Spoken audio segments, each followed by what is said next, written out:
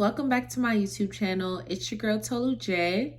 I'm not gonna lie, you guys, I'm a little nervous about today's video, mainly because I know that it's gonna require a certain level of transparency from me that I don't really share with a lot of people. It's nerve-wracking because I feel like these are still emotions that I'm still working through, but you know, I was thinking about what my topic is going to be for my next video, and I really just feel like God kind of dropped this in my spirit to talk about, and I want to be obedient, you know, because there's a reason I feel why I felt the need to talk about this, so I just want to do it. So what I'm going to be sharing with you guys today is a little bit about my childhood, and I think some of the things that I was delivered from.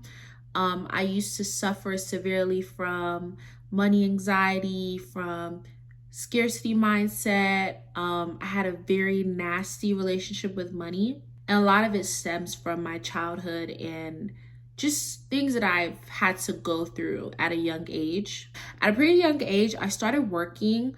I was working under the table illegally, actually, at a beauty supply store. I think I started when I was like 14, I think. I was a sophomore in high school. I know that I skipped a grade, so I was like a year below everyone. So if everybody was 16, I was 15, or if everybody was 15, I was 14. Either way, I started sophomore year. And I started because I had a single mom and she had 3 girls. I was the youngest. By that time, both of my siblings had went to college already, so it was just me and my mom. But we were kind of going through a lot of financial hardships at the time.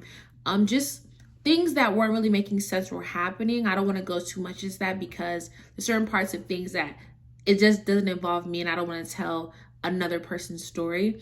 But there's just a lot going on, and we were very not stable. We were very unfinancially stable. So at that time, I was like, you know, the best thing for me is to get a job, to help around the house, and to be able to buy myself little things that I like, you know, whether it's Pumas. At the time, I liked Pumas, and just little things. Like, I want to help my mom, and I also want to be able to buy myself little things because we were in a position where my mom could not do anything extra at that time. Like, she was focused on the necessities. So after I got my first job, I also heard about this program that my high school was offering at the time called 3D Scholars. And what it was like you doing dual enrollment, but instead of starting as a senior, you start as like a sophomore in high school. So from sophomore year in high school, I believe I had a half day. So I was always going from flowers to PG to work. So that was literally my day, like Monday through Saturdays. I was always off on Sundays. Side note, please do not get an auction car. Speaking for me, because in high school, I got an auction car. When I tell you guys, they're so problematic, especially if there were accident cars. Like, I was fixing something with that car literally every month. And I got a foreign car, so the parts are expensive. So anytime there's a problem, minimum, I'm gonna spend like $400 or $500. It was too much. I was pretty happy that I was exhausted mentally, but I was happy because I was helping out more, you know, and I was just taking care of anything related to me. And it was helping make a difference. At that time, because of some other things that I can't get into, me and my mom, we did not have the best relationship. It was very like toxic and abusive emotionally, at least for me.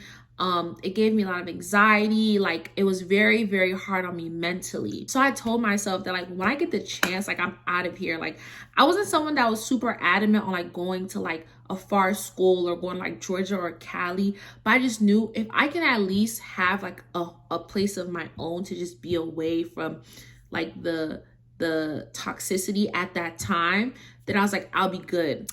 But yeah, I got accepted into UMD, and I decided I was going to live on campus. And it honestly ended up working out perfectly because I also applied for a on-campus position, and it was in the building that I was supposed to live in. So it was like perfect, you know, like I'm going to be able to move out, and I have a job, so I'm going to be still able to upkeep my things, make my money, everything's gonna be good. Being in college and working, like, I had a job that was pretty chill, so I was able to do homework, so it wasn't too much. But then COVID hit. So after COVID hit, everything was messed up. My job shut down. You know, they sent us home. They were like, you know, we can't stay here anymore. And I told you guys, like, I wasn't comfortable at home. There was just a lot of negativity going on at home. And we also didn't really live in a place that I was that comfortable at that time. And then my older sister had moved back home and there was just like no space for me. So I felt like there was no option for me to really go back home. I was like talking to a friend of mine, venting about like how stressed I am, trying to figure out what I was going to do. Because at the time, because there were still foreign exchange students on campus, they were offering that students can on campus for like $700 or $800, something like that. I can't remember. Guys, at that time, like I'm a freshman in college. I'm paying for all these things. Like I do not have an additional $800 to pull out, but I was like, bro, like I don't feel like I have any other option. So I was venting to my friend and they were just like, you know, like, do you want to come and stay with me for a little bit? I ended up staying with a friend of mine for about a year. I actually lied to my mom. I told her that I was living on campus, even though I was not. I was staying with a friend because I just could not go home. Like when I tell you guys, it was so bad for me, like mentally, it was so bad for me. I could not go home.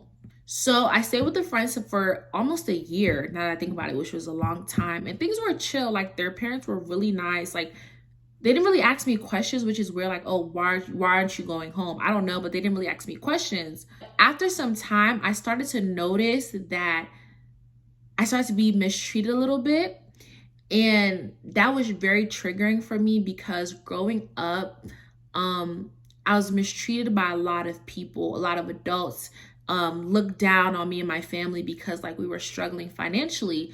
So it really triggered me because it's just like, bro, like this is happening again. It's like deja vu, like something that affected me a lot when I was younger. It's like I'm going through it again. So it kind of put me in like survival mode. And I was just like, I have to go. Like I have to leave this house.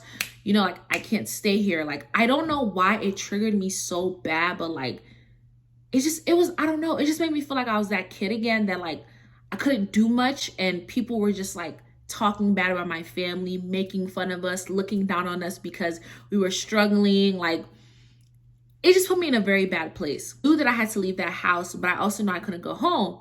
So the only option was for me to live by myself. So my friend was helping me look, and at the time I found a off-campus related to campus housing. And the only option they had was the $1,000 option every month. And when I tell you guys, I was so scared to take that on because like I have been paying bills from a pretty young age. I've been like responsible for a pretty young age, but just like I'm not making so much money to be doing that and to also be able to pay $1,000 every month for rent.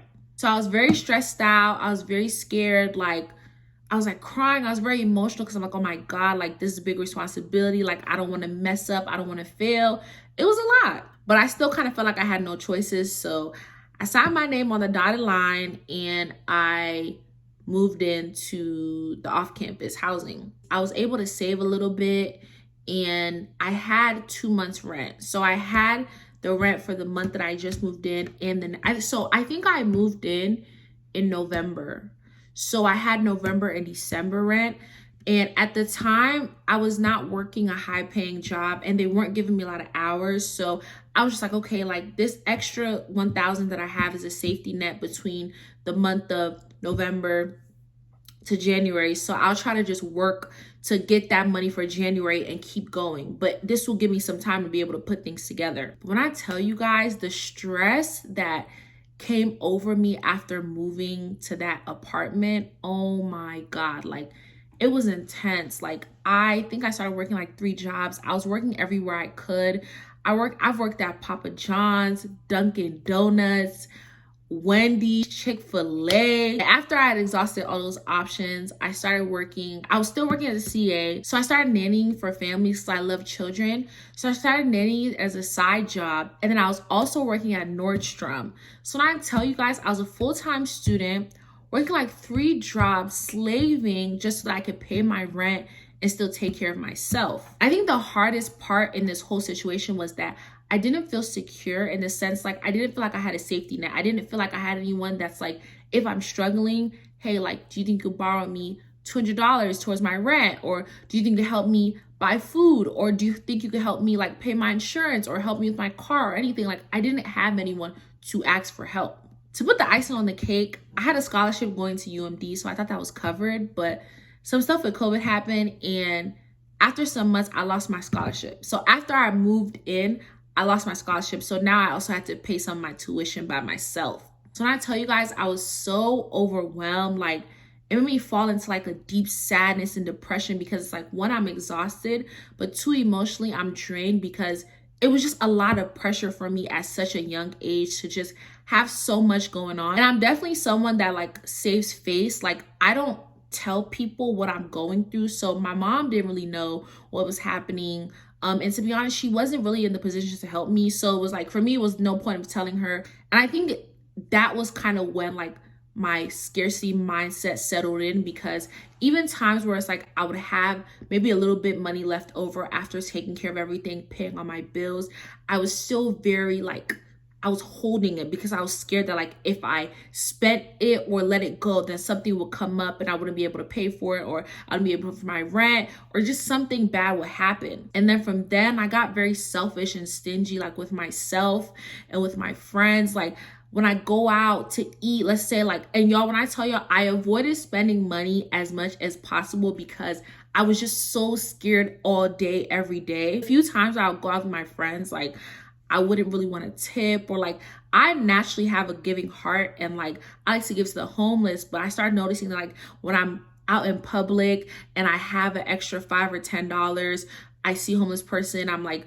acting like I don't see them because I'm like, no, like I can use this money for myself. I just became very stingy because I was just so scared of not having enough to take care of myself. So yeah, that's when I would definitely say like my relationship with money took a very bad turn. I was very holding it. The same month I moved in, I went to church and we were having like a special Sunday, like a special giving Sunday where you give above your tithes and offerings.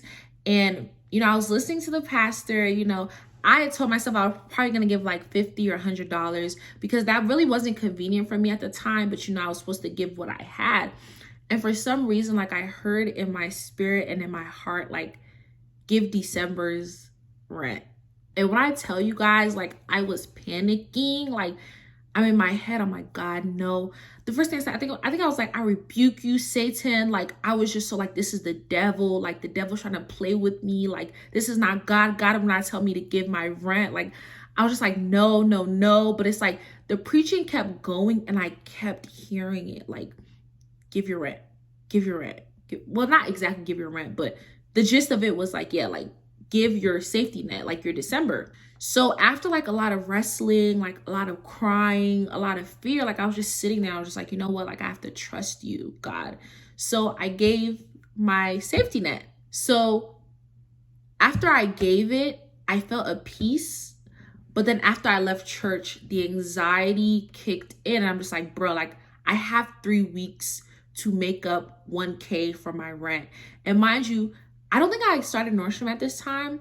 So I only had 2 jobs and they just were not paying enough for everything that I had going on. And it's like, now that I think about it, y'all, I don't even know how I was able to make it work. Like I give it to God. It makes me think about that story of like where there was like 5,000 people and he had like, I think it was like 5 loaves of bread and 2 fish, and how he somehow multiplied it to feed them and there was more left over.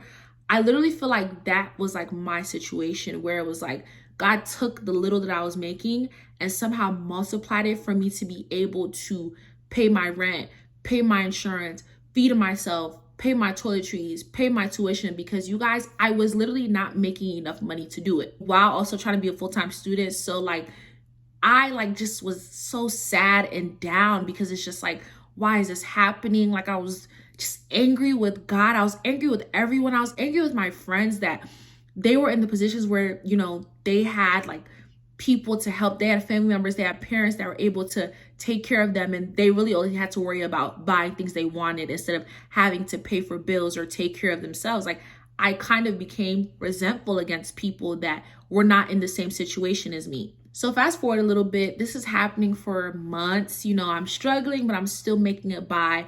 But each month I'm getting more, my hand is getting more tight. Like I'm not really trying to give. I'm very scared. Like my relationship with money is just bad because like I'm saying, even when I have some left over, I still felt like it wasn't enough, to the point that I was stingy even with myself. Like if I went to the store and I seen something small, and I'm not talking about spending like $100 on myself. I'm talking about spending like lip gloss at the beauty supply store. Like I would talk myself out of it, like you don't need it. And I would guilt myself for wanting little things that it's just like, why can't I get myself $4 lip gloss? But because I was like, no, like you're gonna need this $4 for food, you're gonna need this $4 for your car. I was just not doing anything extra for me, for anyone around me. That continued for a while. I was working like 2-3 jobs trying to make ends meet. Very stressful time. But then a miracle happened and I got this OC internship. The internship was paying me bread. Like it was paying me really good money. I was able to leave the 2 jobs. I think at the time that I was doing, it was paying me more than those 2 jobs combined. And it was comfortable. It was remote. It wasn't going to stress me out. Like I was very happy. I was able to stack. I was able to pay my rent easily. And I would always have so much left over. And at first I was really happy. I was like, yeah, like I have a lot of money, like I'm good. But I still realized that now it was like I was in bondage. Like it was like a mindset now. Like I still felt like I didn't have enough. So if I went to the store and I got something a little extra besides like a need, I would like guilt trip myself, or I would go back to the store to return it. I was just very like meticulous with money, and just a very nasty and just horrible relationship because I was just very afraid. I was afraid of not having enough. I was afraid of something bad coming up and me needing to pay for it. I was afraid of I was just afraid. I was definitely operating from a place of fear. And I just had a lot of anxiety. Like my heart was, I'd wake up, my heart is beating just because I'm scared. Like, I don't know how to explain it. It was just very bad. I was blessed again, and I ended up getting 2 internships after that last internship ended. So I was making really good money. So I was making pretty good money. I moved in with my sister, really nice apartment. I was happy, but I was still feeling like I don't have enough. Anxiety attacks, like just very like, oh my God, like what's gonna happen? I'm gonna lose this. I'm not gonna have money for this. This is gonna come up. Like my mind was just always racing of just like something bad's gonna happen. Like I don't have enough money, you know, still being very stingy with myself, being stingy with other people, which is really not how I am at all. Yeah, so it was something I started praying about for God to kind of help me not feel this way, to not feel so like I don't have enough, I don't have enough, I don't have enough. And so after some months, one of the 2 internships that I had at the time ended. And then literally like 2 weeks later, one of my boss randomly put a time on my calendar. And I remember that day so vividly. I joined the meeting. I'm kind of confused. I'm like, hey boss, you know, because at this time I was supposed to actually getting a promotion with that specific internship, because they have like a 3-month period where after the first 3 months of you working, they automatically promote you and give you more money. So I was thinking the meeting was going to be about that. Then the meeting was actually about my termination, and they were telling me that they lost funding for my position and they won't be able to pay me anymore. So they're going to be terminating me months early. So at this time, you guys, I'm a senior. This is my last year. I'm living with my sister. I still have all these bills. I'm still trying to finish paying off my tuition. Just still a lot on my plate. So I was like, bro, like one of my biggest fears happened. Now I don't have a job. For me, you know, I tried not to panic when this happened, because I was just like, okay, like I have a lot of experience in my resume. Like it shouldn't be too hard for me to get another job. So I started applying to jobs like crazy. I was like, yeah, like give it a month, max 2 months. I'm going to have another job paying me the same amount or even less. I'll take it. But I'm gonna have a job, I'm gonna be okay. And I tell you guys, for some reason, like I could not get another job. Like I was applying for jobs that I was overqualified for, and I was still not getting these jobs. And I didn't understand what was going on. So at this time, I'm just like anxiety, fear, like bruh, like what's going on? Like thankfully, like because of the way I had grown up, I'm very good with money. I'm very good with budgeting and saving for like rainy day and stuff. So like I did have some savings, but like it wasn't going to be able to last me for 6 to 7 months. Like of not working, like it wouldn't last. After like 2 months of searching for jobs, applying, for some reason I was not hearing back. I kind of just felt like for some reason I'm not supposed to work in this season of my life. And now looking back at it, I definitely feel like God allowed that to happen, and he did it on purpose, trying to teach me that like I am not my own provider. He is the one that has been providing for me this entire time. I think going through all of that all like that time period where I was just like taking care of myself, relying on myself. I felt like I was my provider. I felt like I was the one that was doing it for myself. I felt like I have no safety net. I felt like everything was on me. And I feel like God allowed me to go through that period of time and not give me a job because I had to trust him. Like I didn't have any other option. And it, like I'm saying, once again, it reminds me of that story with the 5,000 people and the fish and the loaves of bread, because it's like he took the little that I had and made it multiply for that period or season in my life. And in that season, like I really had to lean and trust God. And I feel like that's where I started to heal my scarcity, poverty, money anxiety mindset, because I had to realize, like, in order for God to bless me, I have to still give even when I have little. So I had to make sure I was diligent with giving my tithes and offerings. I think a lot of people always focus on tithes, but I think offerings are just as important. I have to give to the homeless when I see them. I have to tip even more when I don't want to. I have to give generously to my mom, to my family, to my friends, and also learn to do nice things for myself. It was definitely hard because money was tight. Like money was tight. I didn't have money coming in for a very long period of time. So it wasn't giving shopping spree, luxury, things like that. But the extra that I had to learn to be generous and give. And honestly, I think during that time, and as God was just like teaching me and trying to heal me from like the things that I'd experienced, he also blessed me, because as I said, that was my last like 6 months before I graduated. And I was also looking for a full-time job. And the way he set things up for me to meet someone and they give me a referral for this company that I was really interested in, that I work for now, like it's not possible that it was a coincidence. Like it literally was not a coincidence. It was definitely God, like just having my back. I did not work, you guys, for 6 to 7 months, and I paid all my bills. I fixed the issues with my car. I paid off my school. I fed myself. I bought myself water, toiletries, just everything you could think of. I was still taking care of myself and still being generous in that season. And I still cannot tell you for the life of me how I was able to do that. And I think it's just crazy now as I look back on it, because I've graduated, working at a company that I never thought I would work at, making more money that I would have never thought I would make coming out of college. And I am beyond comfortable. And I promise you guys, I'm not saying this to brag or think I'm better than anyone. I know I'm not.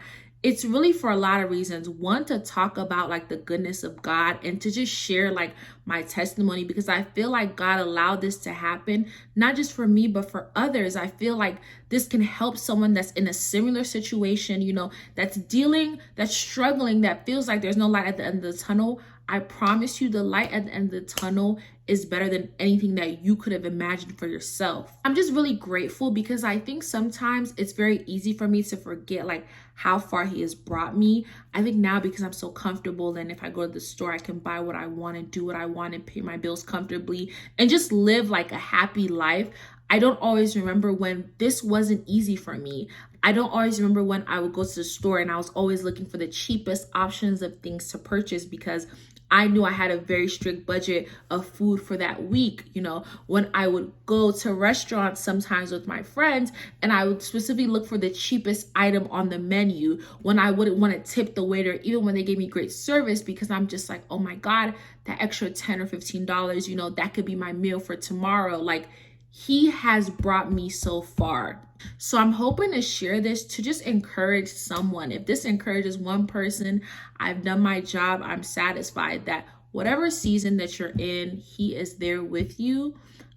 His plans are better than anything that you could have imagined for yourself. And I really just want to express like my gratitude, because I know where I'm coming from, and I know that I worked hard, and life was definitely not always easy. Life was not what it is now, but I'm grateful. Money is such a hard thing, because as much as people try to downplay it, money is important. Like, We all need money to survive. We cannot thrive. You cannot be happy when you're in financial mishaps and financial struggles. But it's just like, just know that he is not going to let you be out on the street. He's not going to fail you. He's not going to leave you. He will be with you. So use me as a reference. Use me as a testimony. Use me as a pinpoint to the fact that you are not alone, and God really will bring you out of that deep, dark situation, that deep, dark hole. I've really gotten to a point where I can trust God, and when I hear a crazy offering to give, I give it freely because I know that like I'm not my provider, and he's the one that's going to continue to provide for me. All in all, I really hope this video was helpful to somebody, anybody, you know,